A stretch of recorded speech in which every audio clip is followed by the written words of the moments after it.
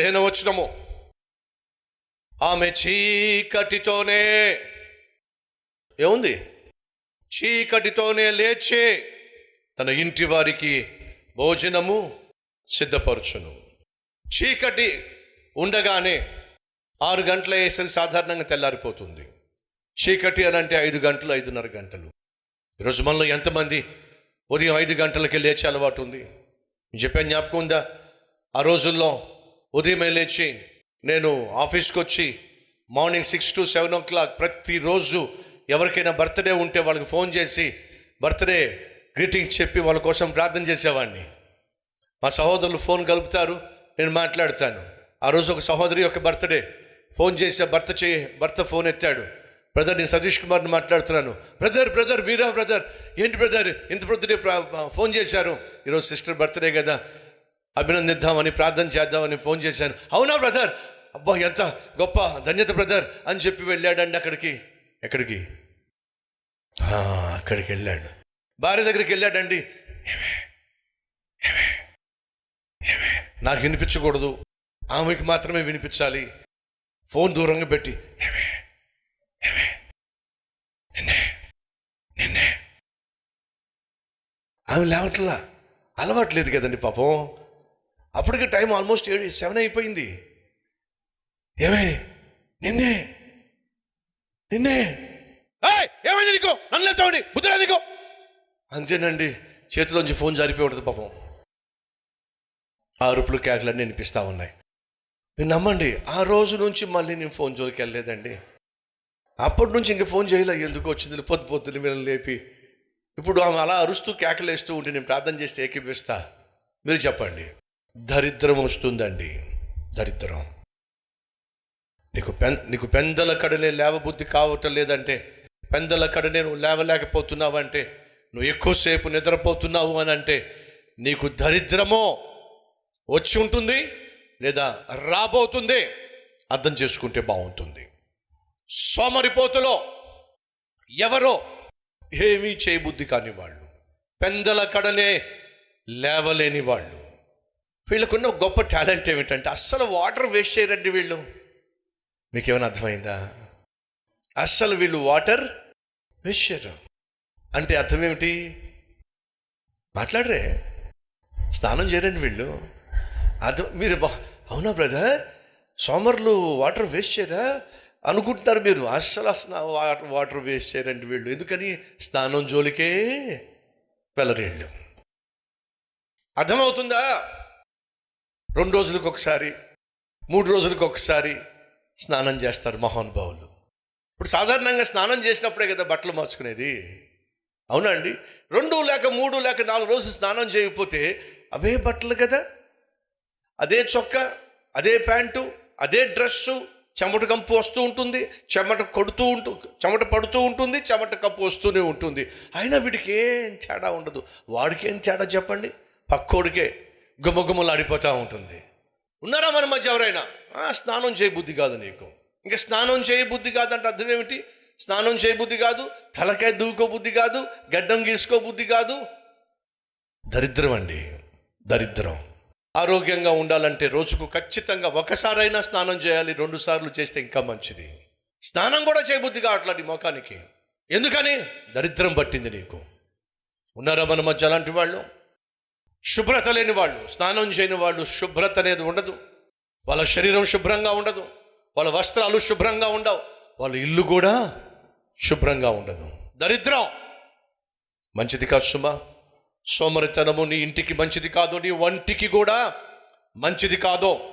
మొదటిగా ఏమీ చేయబుద్ధి కాదు, రెండోదిగా ప్రొద్దుటే లేవబుద్ధి కాదు, మూడోదిగా స్నానము చేయబుద్ధి కాదు, నాలుగోదిగా ఇవాళ చేయబుద్ధి కాదు.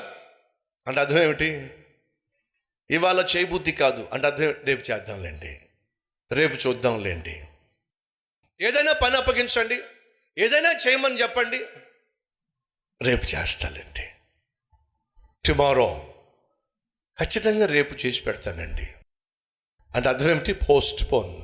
ఇవాళ చేయాల్సిన పనిని రేపటికి పోస్ట్ పోన్ చేసేవాళ్ళు, ఇవాళ చేయాల్సిన పనులు ఇవాళ చేయకుండా రేపటికి వాయిదా వేసేవాళ్ళు, తర్వాత చేద్దాం అనుకునేవాళ్ళు సోమరిపోతులో.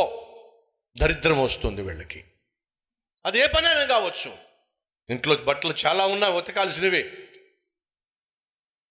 రేపు ఉతుకుదాం. ఉద్యోగానికి వెళ్ళాలి, ఇవాళ లీవ్ పెట్టేద్దాం, రేపు వెళ్దాం. హోంవర్క్ చేయాలి, రేపు చేద్దాం. ఎవరైనా సరే మనలో ఈరోజు చేయాల్సిన పని ఈరోజు చేయకుండా రేపటికో మరుసటి రోజుకో ఆ తర్వాతకో పోస్ట్ పోన్ చేసే తర్వాత చూద్దాం. ఎవరైనా ఈ మాట అంటున్నారంటే ఏ మాట? తర్వాత చూద్దాం, తర్వాత చేద్దాం, రేపు చేద్దాం అని నువ్వు అంటున్నావు అని అంటే నీలో సోమరితనం ఉంది. ఈరోజు మనలో ఎవరైనా ఉన్నారా సోమరిపోతులో? అయితే వినో, ఇందాక చెప్పాగా, ఆమె చనిపోయిన తర్వాత ఒక స్థానానికి వెళ్ళింది. ఉన్నతమైన స్థితిలో దేవుడు ఉన్నాడు. రా తల్లి అని అంటే, ప్రభా భూమి మీదే మెట్లు ఎక్కలా, నేను ఇక్కడ ఏమెక్కుతాను ప్రభా, మెట్లు ఎక్కడం కష్టం కదా ప్రభా. మరి ఏమంటావు? మెట్లు ఎక్కడం కంటే ప్రభా మెట్లు దిగడమే సులభం ప్రభా. సరే తల్లి, సులభమైంది చెయ్యి. అబ్బా ఎంత గొప్ప దేవుడు ప్రభా అని చెప్పి గొప్పగా మెట్లు దిక్కుంటా వెళితే నరకానికి స్వాగతం. ఎక్కడికి పోయింది? నరకానికి పోయింది. యాడికి పోబోతున్నావు? సోమరే. ఎక్కడికి వెళ్ళబోతున్నావు? ఎక్కి పరలోకానికి వెళ్ళబోతున్నావా? దిగజారిపోయి దిగబడిపోయి నరకానికి పోబోతున్నావు. ఎక్కడికి పోబోతున్నావు? దరిద్రం రాబోతుంది. 5 తలాంతులు ఇచ్చిన వాడిని, వాడు కష్టపడ్డాడు, మరొక 5 తలాంతులు జమ చేశాడు. అలా నమ్మకమైన మంచి దాసుడా. 2 తలాంతులు పొందుకున్నవాడు మరొక 2 తలాంతులు జతపరిచాడు, 4 తలాంతులు చేశాడు. బలా నమ్మకమైన మంచి దాసుడా, అభినందించాడు యజమాని. కానీ అభివృద్ధి లేకుండా ఎక్కడ వేసిన గొంగలు అక్కడే. దేవుడు నీ జీవితంలో అభివృద్ధిని చూడాలని ఆశపడుతున్నాడు. వింటున్నావా సహోదరి సహోదరుడా? నీ ఉద్యోగంలో అభివృద్ధి కనిపించాలి, నువ్వు చేసే వ్యాపారంలో అభివృద్ధి కనిపించాలి, నీ కుటుంబ వ్యవస్థలో అభివృద్ధి కనిపించాలి, నీ చదువులో అభివృద్ధి కనిపించాలి. అభివృద్ధి అంటే అర్థం ఏమిటి? గ్రోత్, విజయం. నువ్వు పడే ప్రయాసకు తగిన ప్రతిఫలం నువ్వు కళ్ళారా చూడాలి.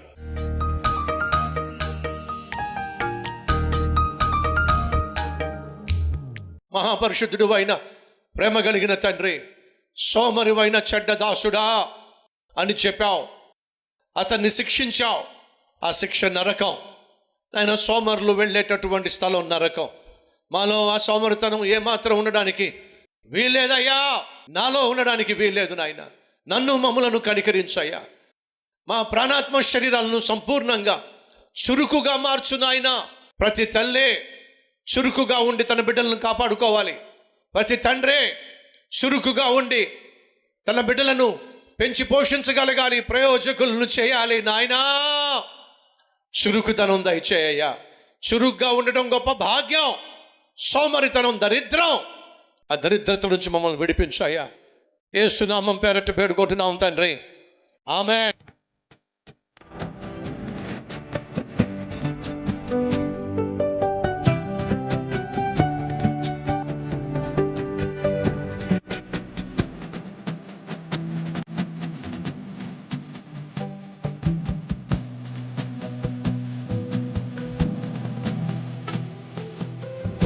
ఫ్రెండ్స్, ఈరోజు అందించిన ఈ క్లిప్తో సందేశం మీకు నిజంగా ఆశీర్వాదకరంగా ఉంటే లైక్ చేయండి, 10 మందికి షేర్ చేయండి. అలాగే ఓ చక్కని కామెంట్ పెట్టి మీ యొక్క అభిప్రాయం తెలియజేయాల్సిందిగా కోరుతూ మళ్ళీ కలుసుకుందాం. అంతవరకు సరే.